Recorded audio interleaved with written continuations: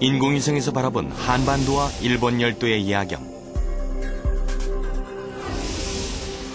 어둠 속에서 유난히 밝고 화려한 불빛을 자랑하던 곳이 일본의 심장 도쿄다.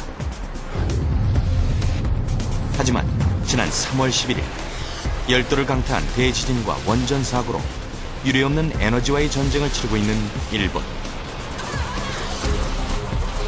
과연 그 승자는 누구일까?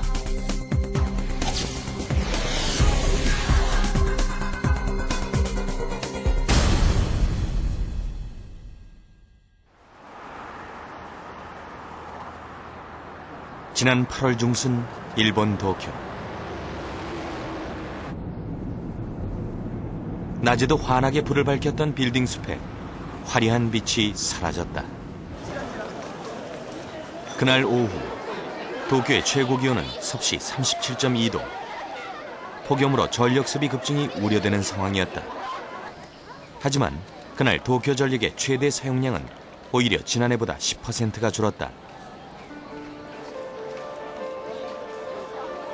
그런데 거리마다 손에 부채를 든 사람들이 부쩍 눈에 띈다.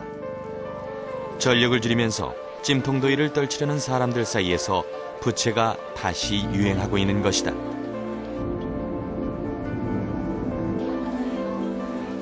에너지 위기로 인해 가전제품 시장에서도 독보적인 강자가 탄생했다. 바로 선풍기다. 저희가 9시 반에 오픈을 하는데 오픈과 동시에 전부 5층으로 몰려 들어가가지고 그렇게 해서 선풍기 나와가지고 뭐 12시 정도면 뭐 이게 재고가 없습니다 이렇게 해가지고 그래가지고 한동안은 이렇게 한 사람에 한 대씩만 이렇게 제공할 때도 있었어요. 내놓기가 무섭게 품절됐던 선풍기. 지난 5월 선풍기 판매량은 11년 만에 최대치를 기록했다.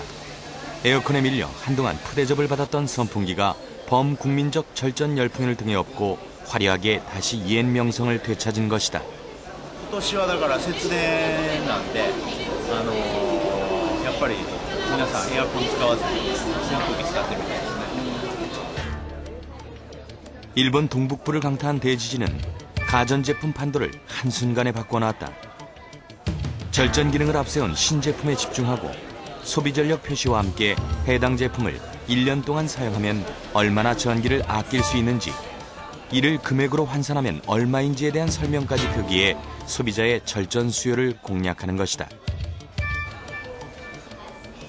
なるべく少ないほんまに性能は少ない方がいいですし、あとはまあ最近その東日本原発の影響で電気足りないんでなるべく省エネできるやつその分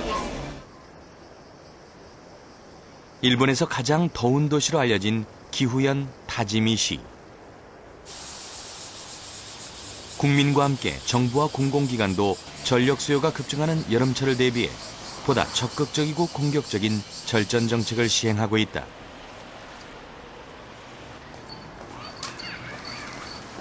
가장 대표적인 것이 바로 쿨비즈. 넥타이와 양복 대신 간편한 셔츠 차림으로 쾌적하게 지낼 수 있도록 하는 것이다. やはり最初はネクタイをするというのが、一般的な清掃といったですね、仕事をする上での常識だったので、最初は多分抵抗があったと思いますけれども、実際ネクタイがあると暑いので、今は働きやすいと思っていると思います。 올해는 쿨비즈의 시작과 종료 시기를 앞뒤로 1개월씩 연장한 슈퍼 쿨비즈를 시행한 일본. 과연 얼마나 효과가 있는지 직접 테스트해 보았다. 먼저 넥타이를 매고 윗옷을 갖춰 입은 후 몸의 열을 측정해 보았다. 손과 머리의 붉은 부분이 진하게 나타나는 것이 보인다. 열이 몸 밖으로 방출되지 못하고 있다는 걸 의미한다. 이번에는 넥타이를 하지 않고 가벼운 셔츠 차림으로 다시 열을 재보았다. 붉게 보였던 부분들이 모두 푸르게 변했다. 목이나 얼굴 주변 온도는 다른 부분보다 열에 훨씬 민감하다.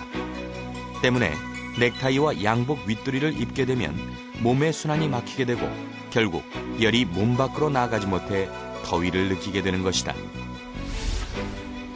반면에 무게맨 넥타이를 풀고 가벼운 셔츠 차림을 하게 되면 몸 안에 갇혀있던 열을 밖으로 내보낼 수 있고 몸의 열이 순환이 되면서 훨씬 더위를 느끼지 않게 된다.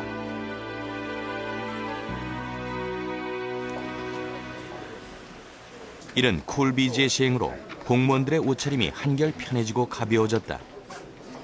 하지만 가만히 있어도 땀이 흐르는 건 옷차림으로도 어쩔 수 없는 모양이다.